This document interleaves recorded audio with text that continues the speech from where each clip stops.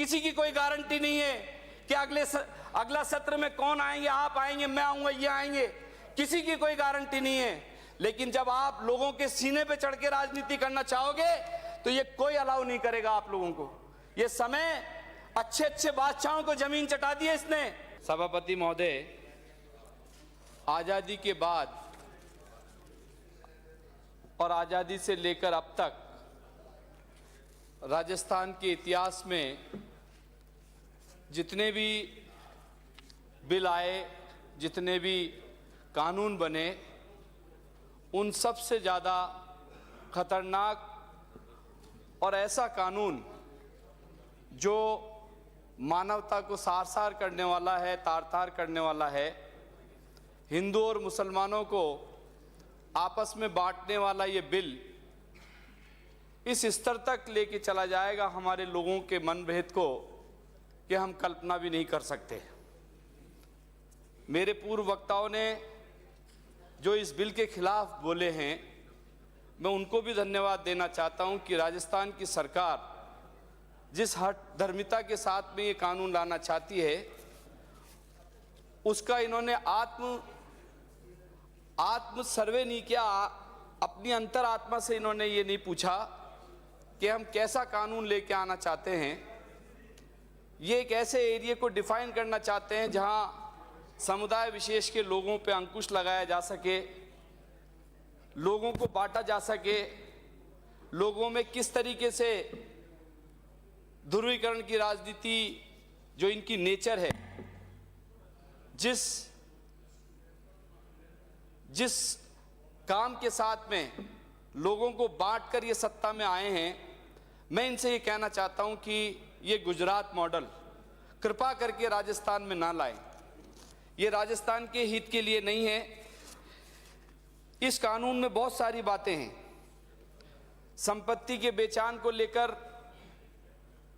आपसी सहमति, कलेक्टर से अनुमति लेना, सरकारी हस्तक्षेप का बढ़ना, संपत्ति की कीमत बाजार के गतिविधि को कम करती है। जब ये कानून आता है, अभी हमारे अध्यक्ष जी बोल रहे थे, जब उन्होंने एक बहुत बड़ी बात कही कि जब ये कोई एरिया डिस्टर्ब एरिया घोषित हो जाता है तो वहाँ रिश्ते नहीं होते, वहाँ के लोग एक दूसरे से हीन भावना रखने लग जाते हैं। ये एक चिंता का विषय है। सरकारें इसलिए नहीं मनाते लोग कि सरकारें हमारे ही लोगों में, जिन लोगों ने चुन के हमको इस आसन पे भेजा, सत्ता में राज करने के लिए भेजा, वही लोगों को डिस्टर्ब करने में लग जाए। भारत के संविधान के article 300A of the constitution of India के अनुसार संपत्ति का अधिकार कानूनी अधिकार है। हिंदुस्तान में जन्मा आदमी हिंदुस्तान के किसी भी प्रांत में जाके संपत्ति खरीद और बेच सकता है। इस कानून के आने के बाद में ये सारी चीजें बंद हो जाएंगी। इस कानून के अंदर एक मैं आर्टिकल देख रहा था, अनुच्छेद में दिखाया कि 500 मीटर की परिधि, 500 मीटर जहां ये एरिया डिसाइड करेंगे, उससे 500 मीटर तक की परिधि का एरिया भी उसके अंदर बैन होगा।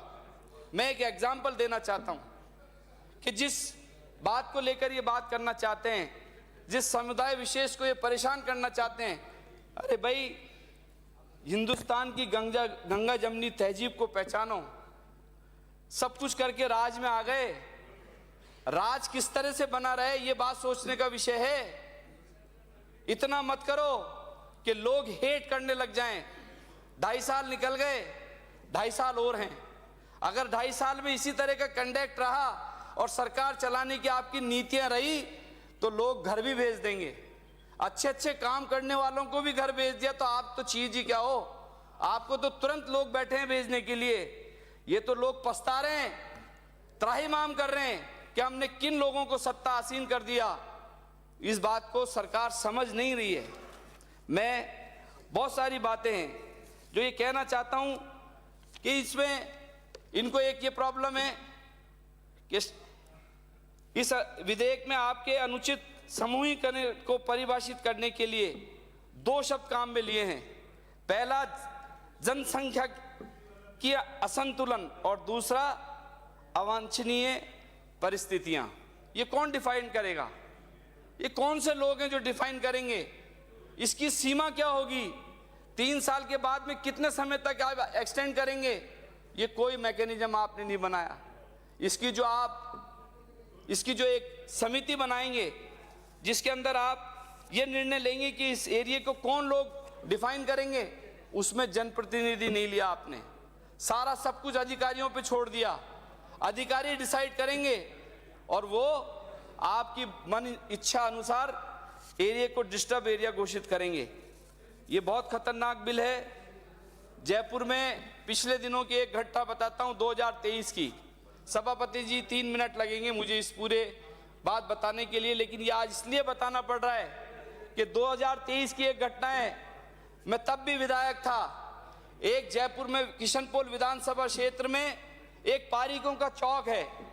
पारीकों के चौक के अंदर पूरे बहुसंख्यक भाई रहते थे, पूरे भाई रह के, लेकिन परिस्थिति ऐसी बनी कि 18 परिवारों में से एक परिवार ऐसा था जो उनका ही भाई बंद था। उसके 2 बेटियां जवान हो गई।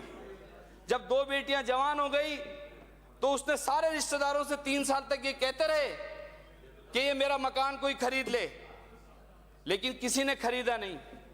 उसकी कीमत 1 करोड़ रुपए थी और रिश्तेदार लगा रहे थे 60 लाख रुपए। अंत में परेशान होके वो आदमी, उसने परेशान होके, क्योंकि लड़के वालों के से रिश्ते बार बार शादी के टूटने की ऑफर आ रही थी, तो उन्होंने ये कहा कि मैं ये मकान जिस भी भाव में बिका एक मुस्लिम भाई को बेच के चला गया। जयपुर में पोस्टर लग गए कि यहाँ पे पलायन हो रहा है, पलायन हो रहा है। ये बात चिंता का विषय है, हम सब के लिए चिंता का विषय है।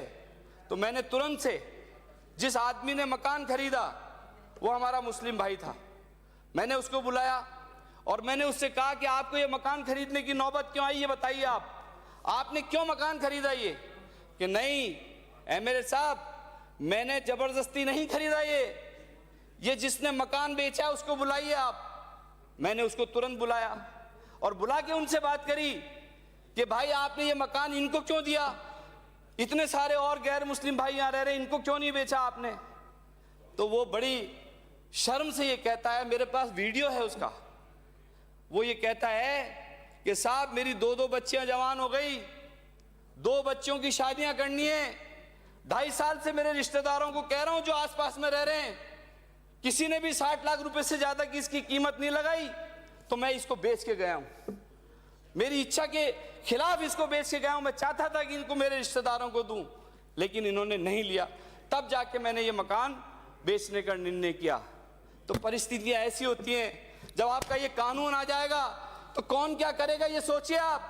क्या इसकी कल्पना करिए आपने कि उस परिवारों पे क्या बीतेगी जिसके पास कोई सरमाया नहीं, जिसके पास इलाज के लिए कोई संसाधन नहीं, मकान बेचता है, झोंपड़ी बेचता है, कुछ भी करता है, लेकिन अपने परिवार को आगे पालता है। यह हमें सोचने की बात है।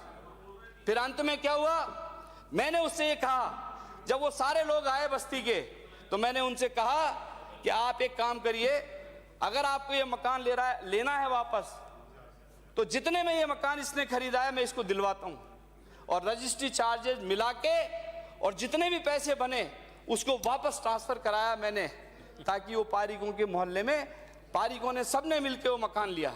ये इस बात का गवाह है कि हम जयपुर में गंगा जमनी तहजीब चाहते हैं, या आप जो सामंजस्य बिगाड़ना चाहते हो, प्रेम और सौहार्द जयपुर का बिगाड़ना चाहते हो, या आपकी नीतियों से नहीं बिगड़ेगा, किसी भी हालत में नहीं बिगड़ने देंगे।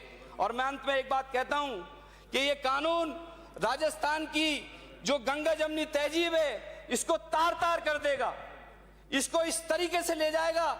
हम आज हैं कल नहीं हैं।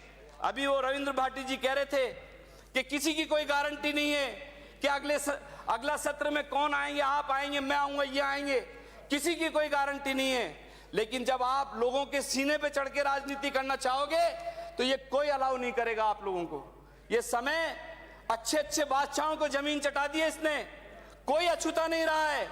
कृपा करके इस बिल को जनमत जानने के लिए भेज दिया जाए।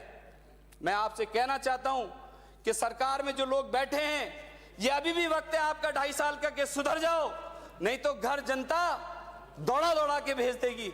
बहुत बहुत धन्यवाद।